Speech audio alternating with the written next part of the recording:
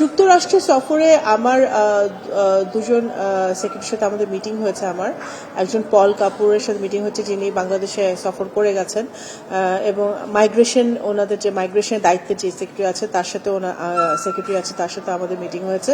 কারণ দেখেন, মাইগ্রেশনের ব্যাপারে বাংলাদেশ সরকারের অবস্থান খুবই সুস্পষ্ট, এবং আমরা কিভাবে ইলিগাল মাইগ্রেশন বন্ধ করতে পারি, বিভিন্ন জায়গায় যুক্তরাষ্ট্রের সাথে আমাদের সেই জায়গাটা আমরা একসাথে কাজ করি। তো সেই জায়গাটায় কিভাবে ওনারা আমাদেরকে সাহায্য করতে পারে, এবং বিশাল এই মাইগ্রেশন সেক্রেটারির সাথে মিটিংয়ে একটি বিশাল সাবজেক্ট ছিল রোহিঙ্গা ইস্যু, যেখানে আপনারা জানেন যে ফান্ড কাটের কারণে রোহিঙ্গার জনগোষ্ঠীর যে সাপোর্টটা এতদিন তারা পেয়েছে, তাদের স্বাস্থ্য, শিক্ষা, বাসস্থান সব মিলে সেগুলো সবই কিছু মেডিকেল সবকিছু সংকুচিত হয়ে আসছে। সেই জায়গাটা থেকে যুক্তরাষ্ট্র আমাদেরকে সহযোগিতা করছে। ইউএন ওচার মাধ্যমে তারা একটি বিশাল অর্থ তারা বরাদ্দ দিয়েছে রিসেন্টলি। পাশাপাশি কিভাবে আমরা রিপ্যাট্রিয়েশন ঘটাতে পারি, কিভাবে তাদেরকে ফেরত দিতে পারি, একটি সেফ এবং ডিগনিফাইড রিপ্যাট্রিয়েশন হতে পারে, সে ব্যাপার নিয়ে ওনাদের সাথে যুক্তরাষ্ট্রের সাথে আলোচনা হয়েছে। পল কাপুরের সাথে আলোচনা হয়েছে বাংলাদেশ যুক্তরাষ্ট্রের দ্বিপাক্ষিক সম্পর্ক কিভাবে হবে, কিভাবে জোরদার হবে। আমাদের বাংলাদেশে অনেক ডায়াসপোরা, বিশাল একটা ডায়াসপোরা স্টুডেন্ট সহ কিন্তু যুক্তরাষ্ট্রে বসবাস করে।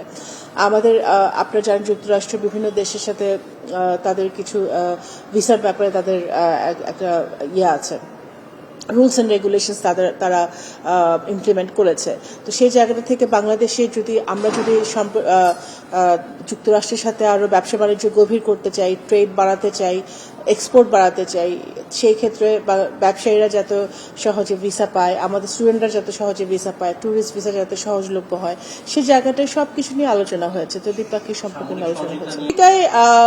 সামরিক চুক্তি তো শুধু পররাষ্ট্র মন্ত্রণালয় থেকে সিদ্ধান্ত হবে না, এখানে একটা সরকারি একটা সিদ্ধান্ত আছে, এখানে সামরিক সংস্থা আছে, তারা সিদ্ধান্ত নেবে, তাদের আলোচনার ব্যাপার আছে। তো এখানে অনেকগুলো আমার মনে হয় সংস্থা আছে যাদের এখানে সিদ্ধান্ত নেওয়ার ব্যাপার আছে।